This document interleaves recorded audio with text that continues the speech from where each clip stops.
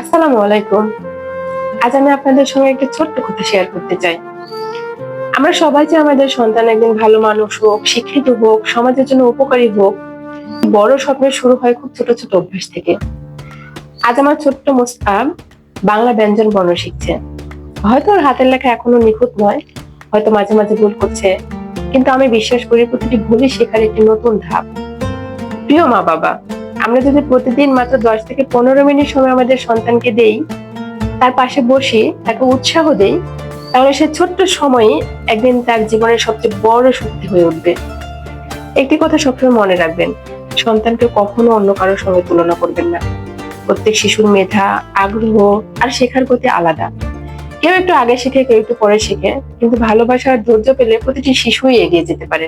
আজকের এই ভিডিওটি কোনো প্রতিযোগিতা দেখানোর জন্য নয়, এটি শুধু একটি ছোট্ট স্মৃতি, একটি ছোট্ট অনুপ্রেরণা। হয়তো এই ভিডিও দেখে আরেকটি শিশু আজ খাতা কলম হাতে নেবে, আর কোনো মা বাবা আজ ভাববে, আজ আমিও আমার সন্তানের সঙ্গে কিছু সময় বসবো। আমাদের সন্তানদের হাতে শুধু মোবাইল তুলে না দিয়ে বই, খাতা, কলম আর সুন্দর শিক্ষা তুলে দিই, কারণ আজকের এই ছোট্ট শিক্ষাগুলোই একদিন তাদের উজ্জ্বল ভবিষ্যতে ভিত্তি হবে।